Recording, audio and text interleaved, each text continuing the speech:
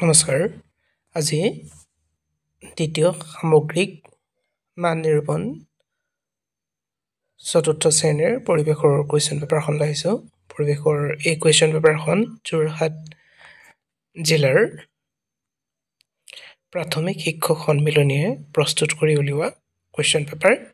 গতিকে এই কুৱেশ্যন পেপাৰখনত মুঠ নম্বৰ 100 আছে আৰু সময় 3 ঘণ্টা। 1 নম্বৰ প্ৰশ্নটো বহু বিকল্পধৰ্মী প্ৰশ্ন হয়। 10টা দি থোৱা আছে মাল্টিপল চইচৰ। 1 নম্বৰ হৈছে দৰাচিৰা বিহু অসমৰ কোনটো জনগোষ্ঠীয়ে পালন কৰে?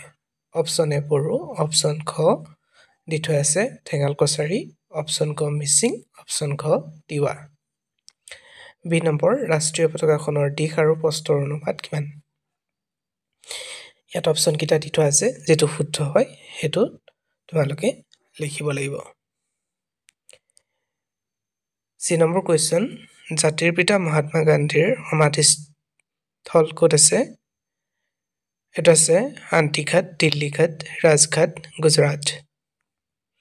অপশ্যন ডি অমিলটো বাছি লিখা জংখাং পূজা, গণেশ চতুৰ্থী, টুচু ডিমা, বৈশাগু। যিটো অমিল হয় সেইটো বাছি উলিয়াব লাগিব। এই নম্বৰ কুৱেশ্যন, বৰাইল পৰ্বত শ্ৰেণী কোন জিলাত আছে? কাৰ্বি আংলং জিলা, গোৱালপাৰা, বঙাইগাঁও, ডিমা হাছাও। যিটো শুদ্ধ হয় শুদ্ধটো লিখিব লাগিব। এফ নম্বৰটো হৈছে তলৰ কোনখন জিলা বৰাক উপত্যকাত অৱস্থিত? গোৱালপাৰা, চৰাইদেউ, হাইলাকান্দি, বজালী।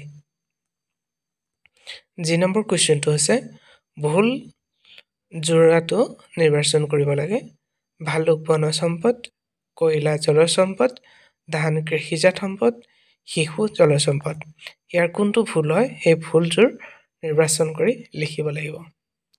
23 নম্বৰ দিয়া হৈছে অসমৰ অৰণ্য অঞ্চলে মুঠ মাটিকালি কিমান শতাংশ আগুৰি আছে? 23%, 30%, 25%, 97%। আই নম্বৰ হৈছে তলৰ কোনবিধ সামগ্ৰী কাঁহেৰে তৈয়াৰী? শৰাই, টৌ, বানকাঁহী, গামলা। ইয়াৰ কোনটো কাঁহেৰে তৈয়াৰী হয় লিখিব লাগিব। নেক্সট কুৱেশ্যনটো দিয়া আছে যে সঠিক যোৰাটো নিৰ্বাচন কৰিব লাগিব। টেৰাকোটা মৃৎশিল্প, বিশ্বনা পাটি শিল্প, জাপি মুখা শিল্প, কাঁহী পিতল শিল্প। ইয়াৰ কোনটো সঠিক যোৰা হয় সেই যোৰাটো নিৰ্বাচন কৰি লিখিব লাগিব। কে নম্বৰ প্ৰশ্নটো হৈছে মিলি আৰু জিন্টুৱে গুৱাহাটীৰ পৰা শিৱসাগৰলৈ ৰেলেৰে যাত্ৰা কৰোঁতে তলৰ কোনটো ষ্টেচন পাৰ হৈ যোৱা নাছিল? অপশ্যন এ জাগিৰোড, খ তিনচুকীয়া, গ ডিমাপুৰ, ঘ আমগুৰি। এল নম্বৰ কুৱেশ্যনটো হৈছে যোৰহাট জিলাৰ কোন দিশত শিৱসাগৰ জিলা অৱস্থিত? পূব, পশ্চিম, উত্তৰ, দক্ষিণ। কোনটো দিশত শিৱসাগৰ জিলাখন অৱস্থিত? তো সূত্ৰটো লিখিব লাগিব। 2 নম্বৰ কুৱেশ্যনটো হৈছে কেৱল উত্তৰটো লিখা। যিকোনো 10টা উত্তৰ লিখিব লাগিব। 10 নম্বৰ আছে নোবেল বঁটাৰে সন্মানিত মালালা ইউছুফজাই কোন দেশৰ নাগৰিক? খ নম্বৰ আমাৰ দেশৰ চৰকাৰে কিমান চনত শিশু শ্ৰমিক আইন প্ৰণয়ন কৰে? গ নম্বৰ অপশ্যন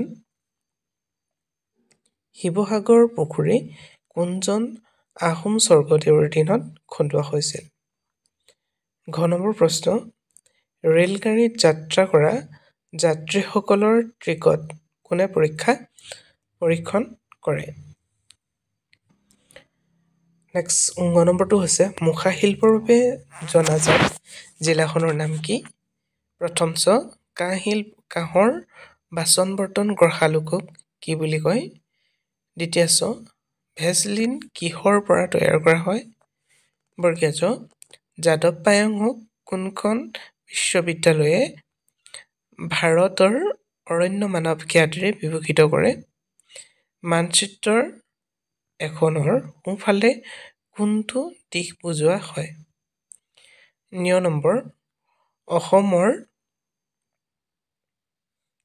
উত্তৰ দিশত থকা বিদেশী ৰাষ্ট্ৰখনৰ নাম কি লিখা ত্ৰিৰংগা পতাকাখনৰ কোনটো ৰং শক্তি আৰু সাহসৰ প্ৰতীক থ স্বাধীনতা দিৱসত লালকিল্লাত কোনে পতাকা উত্তোলন কৰে 3 নম্বৰ খালী ঠাই পূৰ কৰিব দিয়া হৈছে 5টা দি থোৱা আছে ইয়াত ঈদ দুটা হ'ল ঈদ উল ফিতৰ আৰু আনটো কি লিখিব লাগিব তেনেদৰে 3 নম্বৰটো খালী ঠাই পূৰ কৰিব লাগিব নেক্সট 4 নম্বৰটো হৈছে ক অংশৰ লগত খ অংশ মিলোৱা এফালে তাৰিখবোৰ আছে আৰু আনফালে দি থোৱা আছে শিশু সুৰক্ষা দিৱস পৰদিন গণৰাজ্য দিৱস অসম দিৱস আৰু ধৰিত্ৰী দিৱস কিমান তাৰিখে পালন কৰা হয় মানে খ অংশৰ লগত মিলাব লাগিব 5 নম্বৰ প্ৰশ্নটো হৈছে শুদ্ধ বিকল্পটো বাছি বাক্যটো পুনৰ লিখিব লাগিব শিশুৰ বিনামূলীয়া আৰু বাধ্যতামূলক শিক্ষাৰ আইন 2005 নে 2008 নে 2009 যেটো শুদ্ধ হয় সেই শুদ্ধ অপচনটো দি পিনি পুনৰ বাক্যটো লিখিব লাগিব খ নম্বৰ শিৱসাগৰৰ চহৰৰ পুৰণি নাম চৰাইদেউ ৰংপুৰ গড়গাঁও কোনটো হয় এটো লিখিব লাগিব ঠিক তেনেদৰে 5 নম্বৰ তোমালোকক 6টা কোৱেশ্চন দি থোৱা আছে 6টা কোৱেশ্চন কৰিব লাগিব 6 নম্বৰ হৈছে চমু উত্তৰ লিখা 5টা দি থোৱা আছে অসমক কিয় পনীয়া সোণৰ ৰাজ্য বুলি কোৱা হয় দুটা ৰাষ্ট্ৰীয় দিৱসৰ নাম লিখা ৰাষ্ট্ৰীয় পতাকা অশোক চক্ৰৰ কাৰ নীলা ৰঙে কি বুজায় কুটীৰ শিল্পৰ যিকোনো দুটা বৈশিষ্ট্য লিখা প্ৰাকৃতিক পৰিৱেশে মানুহৰ জীৱন প্ৰণালী কি দিশত প্ৰভাৱ পেলায় লিংগ বৈষম্য মানে কি 7 নম্বৰ 5টা দি থোৱা আছে উত্তৰ লিখিব লাগিব যিকোনো 5টা